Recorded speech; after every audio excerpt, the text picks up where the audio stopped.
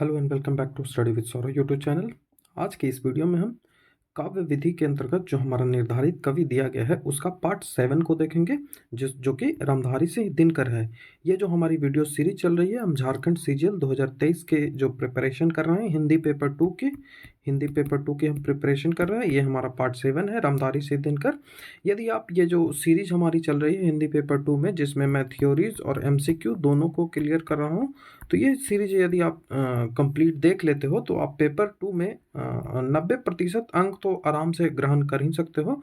90% अंक आप आराम से ग्रहण कर सकते हो। ये इससे पहले मैंने इस जो सीरीज है इसमें कई सारे वीडियोज हैं उनको अपलोड कर दिया है, जैसे कि आप देख सकते हो यहाँ पे मैथिली शरण गुप्त, सूर्यकांत त्रिपाठी निराला हो, सुमित्रा नंदन पंत हो, महादेवी वर्मा हो, जयशंकर प्रसाद हो। और उसके तहत जो एमसीक्यू के क्वेश्चन है, जैसे देखिए भारतेंदु हरिश्चंद्र का ये एमसीक्यू पहला मैंने डाला था।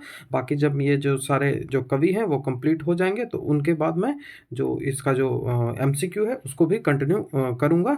तो एमसीक्यू जब आप कर लोगे तो आपको एक कॉन्फिडेंस आएगा। थ्योरी के बाद जब एमसीक्यू आप करते हैं तब आपको जो कॉन्फिडेंस लेवल है वो काफ़ी बढ़ जाता है। इससे पहले जो कवि दिए गए हैं, विद्यापति, कबीर, सूरदास, तुलसीदास, बिहारी, रसखान, भूषण, इनसे संबंधित मैंने एमसीक्यू हो चाहे वो जो थ्योरीज का पार्ट हो, उन सबको मैंने कंप्लीट कर दिया है। तो इस वीडियो सीरीज के अंतर्गत जितने भी अभी तक मैंने वीडियोस अपलोड किए हैं उनको यदि आप एक जगह देखना चाहते हो तो ये प्लेलिस्ट है जिसका नाम है जेएसएससी सीजीएल हिंदी पेपर 2। तो इस प्लेलिस्ट को आप जो फॉलो करिए, इसमें अब लगभग मैंने इसमें 44 या 45 वीडियो अभी तक अपलोड कर दिया है।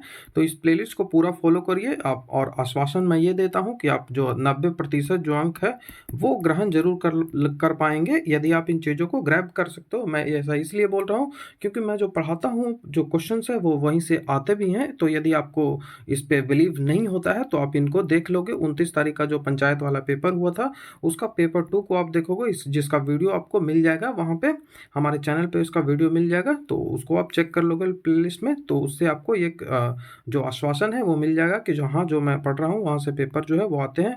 और मैं चीज़ों को ट्राई करता हूँ कि काफ़ी ईजी वे में आपको समझा पाऊँ। तो इस वीडियो को अब जो सीरीज है इसको फॉलो आप करिए। कहानी उपन्यासों को अभी तक आपने नहीं पढ़ा है तो आपके लिए ये बुरी बात है, क्योंकि आपको ये जो 3 चीज़ें हैं ये आपको पढ़नी पड़ेगी। नहीं पढ़ोगे तो आपको जो 10 से 15 जो सवाल है, 10 से 15 क्वेश्चन जो है वो आप आसानी से छोड़ दोगे, जो कि इजी सवाल होते हैं। तो इनको आप कर लोगे। मैंने ये सारे को अपने जो टेलीग्राम चैनल है स्टडी विद सौरभ ऑफिशियल उस पर अपलोड कर दिया है, तो इसको आप चेक कर लोगे। ये हमारा टेलीग्राम चैनल है, देख लीजिए, स्टडी विद सौरभ ऑफिशियल।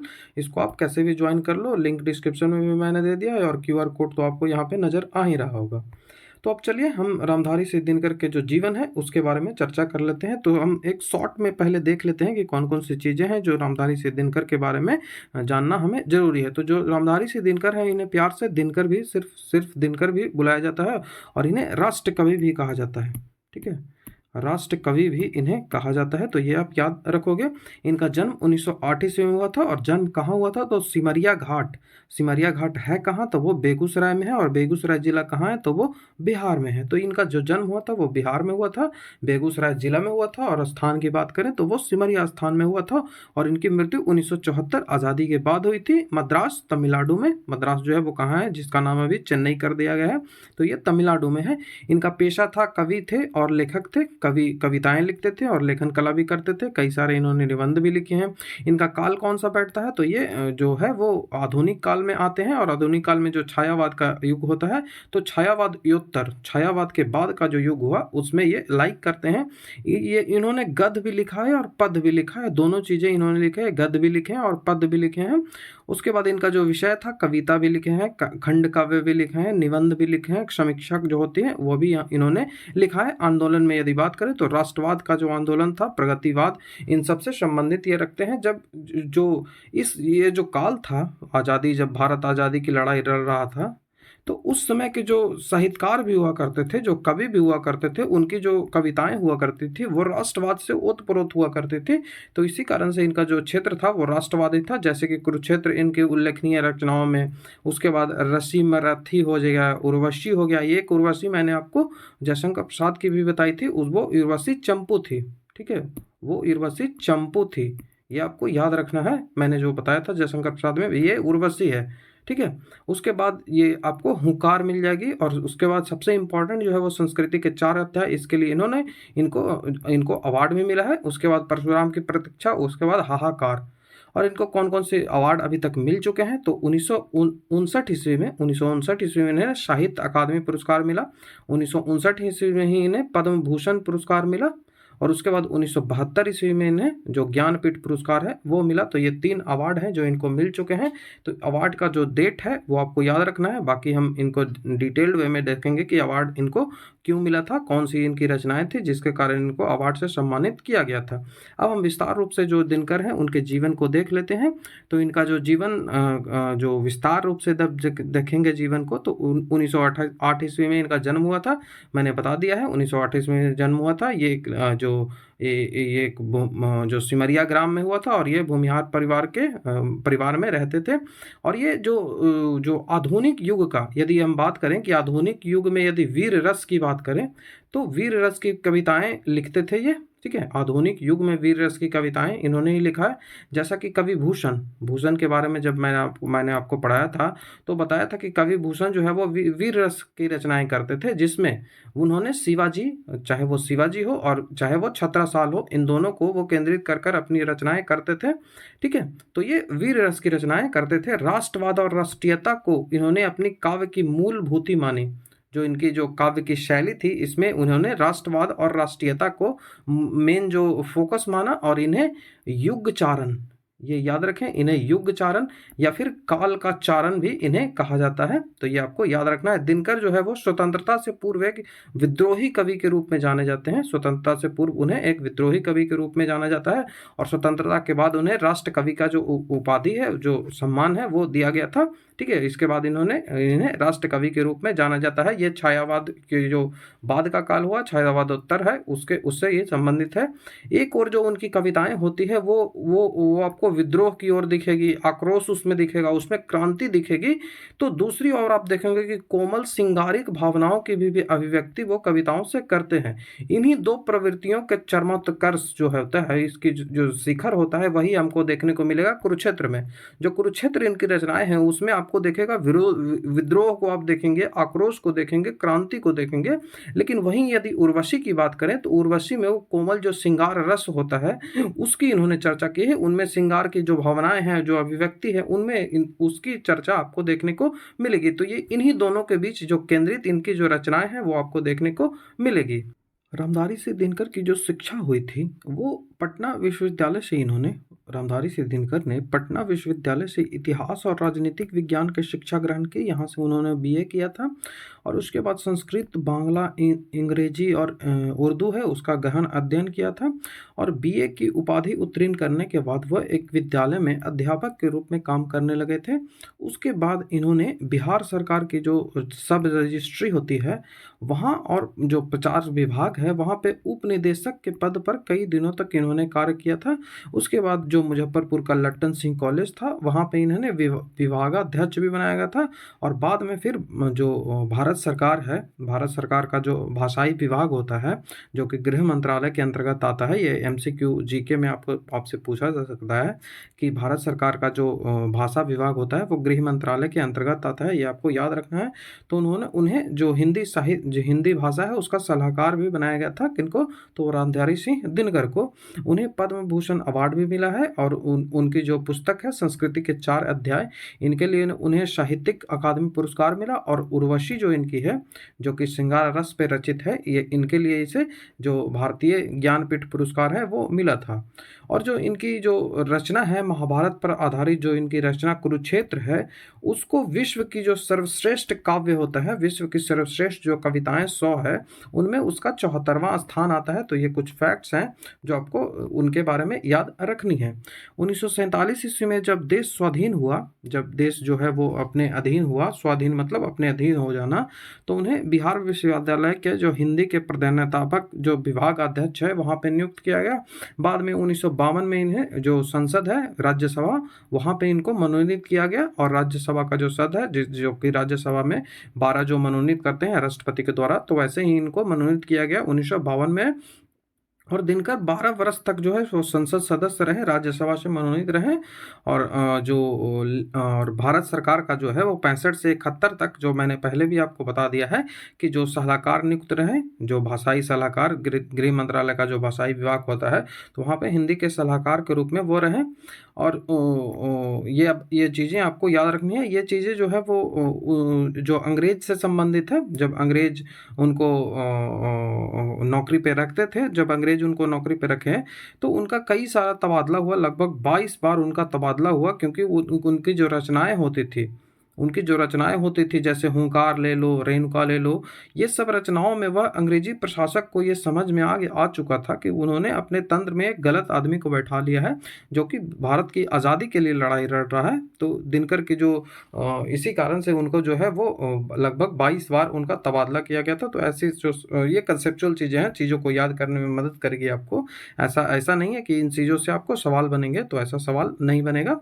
जो रामधारी सिंह दिनकर का जो स्वभाव है वो सौम्य और मृदुभाषी था। इन्होंने जो चीन का युद्ध हुआ था, जो 1962 ईस्वी में चीन का जो युद्ध हुआ था, उसमें भारत की हार हुई थी। तो उस पे जो जवाहरलाल नेहरू है, उनको संसद में इन्होंने बड़ी कटु शब्दों में कहा था कि देखने में देवता सदृश लगता है, देखने में देवता सदृश लगता है, बंद कमरे में बैठकर गलत हुक्म लिखता है, जिस पापी को गुण नहीं गोत्र प्यार हो, समझो उसी ने हमें मारा है। तो ये जो जवाहरलाल नेहरू है, उनके बारे में इन्होंने कहा था। और उनके बारे में ही एक रचना उन्होंने लिखा था कि रे रोक युधिष्ठिर को न यहाँ जाने दे उनको स्वर्गधीर, फिर दे हमें गांडीव गदा लौटा दे अर्जुन भीमवीर। तो ये भी उन्होंने कहा था 1962 का जो युद्ध हुआ था उसी के बारे में। तो 1962 में चीन की हार के बाद संसद में दिनकर ने जो तत्कालिक जो प्रधानमंत्री नेहरू थे, उनको मतलब उनको सिर झुकाना पड़ा था। इतनी कटु व्याख्या जो थी वो उनकी जो जवाहरलाल नेहरू की किसने की थी, तो वो रामधारी सिंह दिनकर ने की थी। तो ऐसे सवाल हो सकता है कि आपसे पूछ लिए जाए। बाकी ऐसे सवाल संभावनाएं कम होती है कि ऐसी सवालें जो है वो पूछी जाएंगी। जब उनको भारत सरकार के द्वारा जो भाषाई विभाग है वो दे दिया गया था, जब भाषाई विभाग इनको दे दिया गया था, तो हिंदी के बारे में जब अवहेलना की जाती थी, हिंदी के जो नीच भाव से जब हिंदी को देखा जाता था, तो उस पे उन्होंने कहा था, जवाहरलाल नेहरू को उस पे उन्होंने कहा था कि देश में जब भी हिंदी को लेकर कोई बात आती है, तो देश के नेतागण ही नहीं बल्कि कथित बुद्धिजीवी भी हिंदी वालों को अपशब्द कहे लगे बिना आगे नहीं बढ़ते।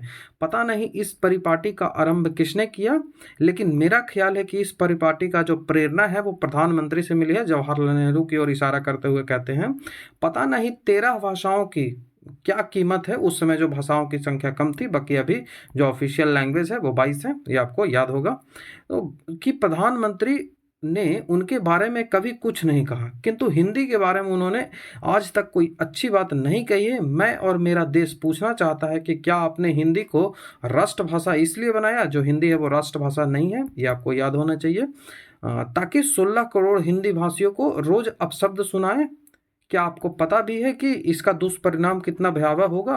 तो ये जो शब्द है वो किसने कहा था, तो ये जो रामधारी सिंह दिनकर ने जो भरी संसद की जो भरी सभा थी उसमें इन्होंने कहा था। तो ये चीज़ें आपको याद रखनी है। दिनकर की जो प्रमुख कृतियां हैं, जहां से सबसे अधिक जो सवाल यदि आपको देखने को मिलेंगे तो यहीं से मिलेंगे। तो उनका जो मेन जो होता था वो फोकस क्या होता था, तो उन्होंने सामाजिक और आर्थिक समानता और शोषण के खिलाफ जो है वो उनकी कविताओं की रचना होती थी। जो सामाजिक जो क्षेत्र था, जो आर्थिक समानता होनी चाहिए जनता के बीच, लोगों के बीच, जो लोगों का शोषण किया जाता था जो राष्ट्रीय आंदोलन में, तो उन सब के खिलाफ, चाहे वो सामंत व्यवस्था से शोषण किया जाए जमींदारों के द्वारा या फिर अंग्रेजों के द्वारा शोषण किया जाए, तो इन सब पे फोकस करके उनकी जो कविताएं होती थी वो इन्हीं को लगती थी। वो एक प्रगतिवादी और मानववादी कवि के रूप में उन्होंने ऐतिहासिक पात्रों की घटनाओं को ओजस्वी और प्रखर शब्दों में ताना बाना दिया था। जो उनका जो जैसे कि जयशंकर प्रसाद भी लिखते थे, प्राचीन काल के जो चीज़ें होती थी उनको आधुनिक रूप से रखने का प्रयास करते थे और राष्ट्रीय आंदोलन में भाग लेते थे, उसी तरह से रामधारी सिंह दिनकर भी किया करते थे। उनकी जो महान रचनाओं में रसीम रथी और परशुराम की प्रतीक्षा शामिल है। उर्वशी को छोड़कर दिनकर की अधिकतर जो रचनाएं हैं वो वीर रस की है। ये बात मैंने पहले भी बता दी है। उर्वशी जो है वो श्रृंगार रस की है। और उर्वशी में बात किस चीज़ पे की गई है? तो उर्वशी में जो बात की गई है वो जो ये प्रेम जो होता है, प्रेम और वासना के जो संबंध के इर्द गिर्द उसका जो कहानी का क्षेत्र है वो घूमता रहता है। और उर्वशी जो है वो क्या है? तो उर्वशी स्वर्ग परित्याग, मतलब स्वर्ग के द्वारा परित्याग की गई एक अप्सरा की कहानी के बारे में बयां करती है, जो कि क्या है? तो वो सिंगारा रस पे लिखा हुआ है। और इसी के लिए इन्हें ज्ञानपीठ सम्मान से भी सम्मानित किया गया था उर्वशी के लिए। और भूषण के बाद, जैसा कि मैंने पहले भी ये चीज़ें आपको बता दी है कि जो कवि भूषण है जो कि लिखा करते हैं, जो शिवाजी है और छत्रसाल है उनके बारे में ये रचनाएं करती है भूषण बावरी। ये आपने पढ़ा भी होगा, मैंने पढ़ाया भी है तो आपने पढ़ा ही होगा। तो भूषण जो है वो वीर रस की कविताएं लिखा करते थे। तो उसी तरह से जो रामधारी सिंह दिनकर है वो भी वीर रस की कविताएं लिखते हैं।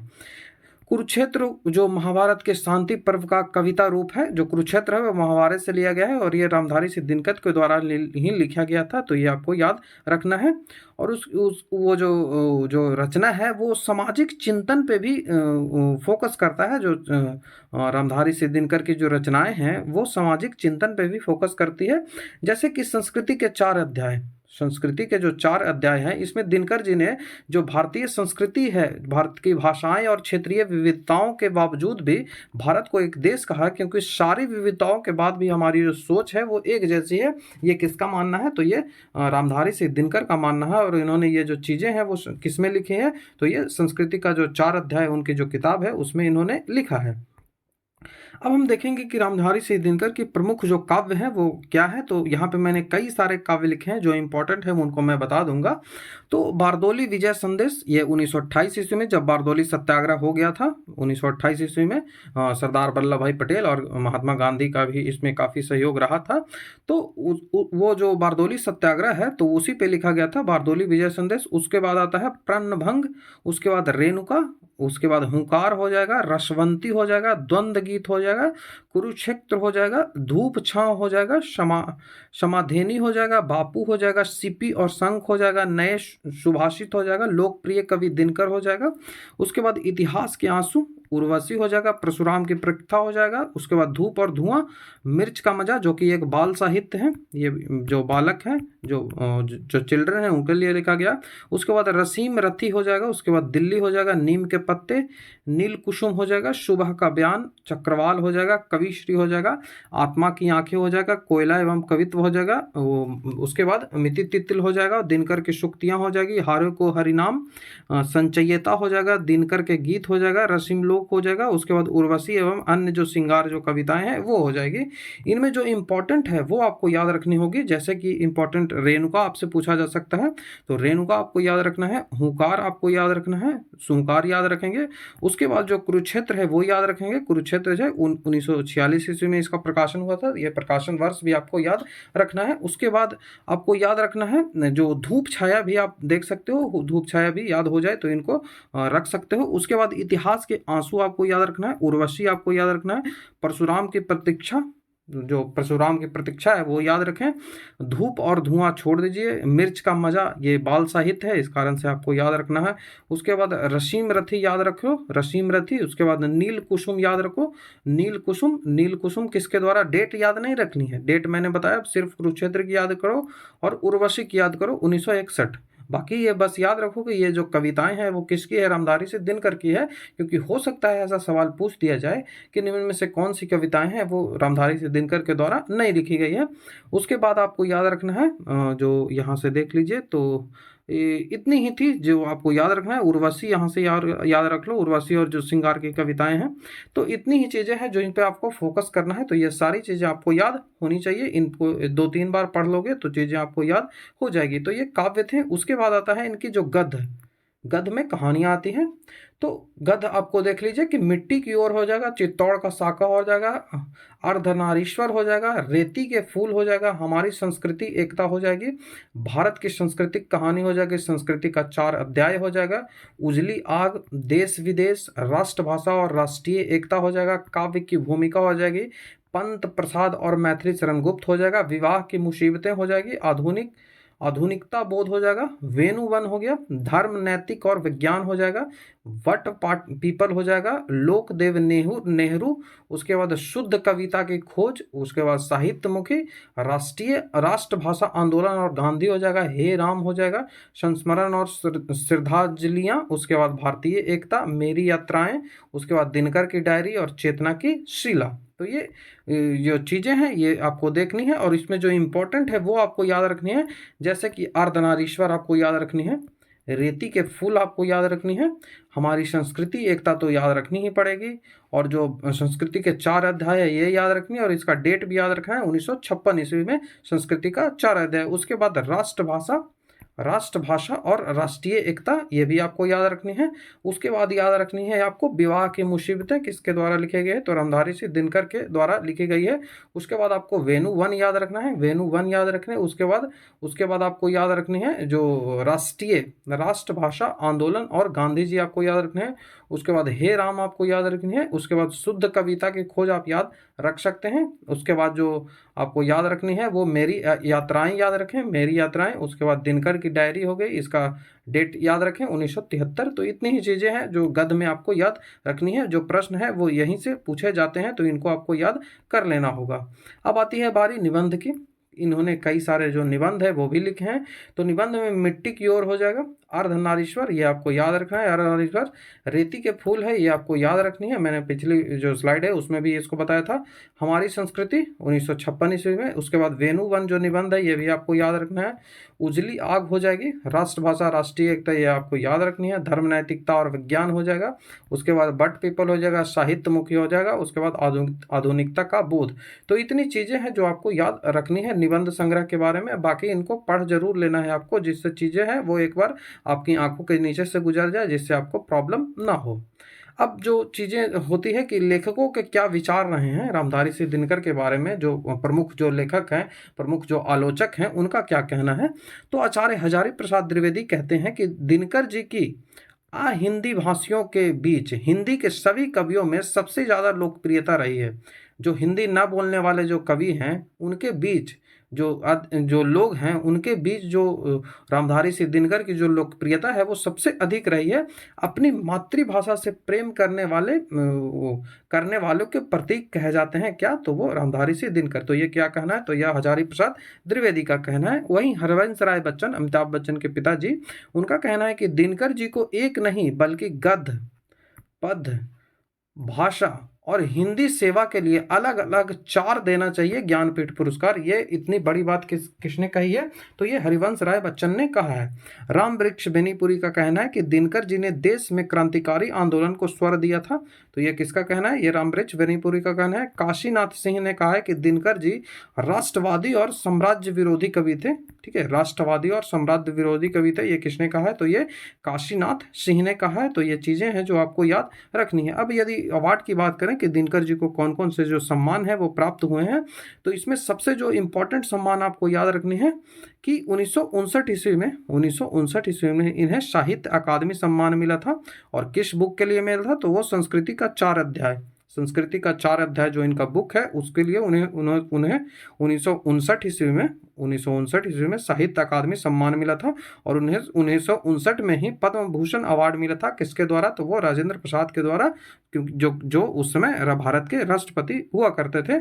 उसके बाद इन्हें 1972 ईस्वी में इनकी जो काव्य रचना उर्वशी है, इसके लिए उन्हें ज्ञानपीठ पुरस्कार भी मिला है। कब मिला है, तो वो 1972 ईस्वी में। उसके बाद याद रखें कि 1999, आप यहाँ पे देख सकते हो, मैंने यहाँ पे लिख भी दिया है, 1999 में भारत सरकार ने रामधारी सिंह दिनकर की स्मृति में एक डाक टिकट भी जारी किया था। यह आप देख लोगे, डाक टिकट जारी किया था 1999 ईस्वी में। दिनकर जी की जो रचना कुरुक्षेत्र है उसके लिए जो काशी नागरिक प्रचारणी सभा है और उत्तर प्रदेश सरकार है, इसके द्वारा भी भारत सरकार द्वारा इन्हें सम्मान दिया गया था। तो ये सब चीज़ें हैं जो आपको याद रखनी पड़ेगी, क्योंकि यहाँ से जो सवाल है वो काफ़ी बनते हैं। और 1952 में राज्यसभा के लिए चुने गए लगातार 3 बार राज्यसभा के सदस्य ये रहे हैं और 12 वर्षों तक रहे हैं, मैंने आपको बताया भी है। तो ये जो सम्मान है, जितने भी अवार्ड हैं, ये आपको याद रखना है।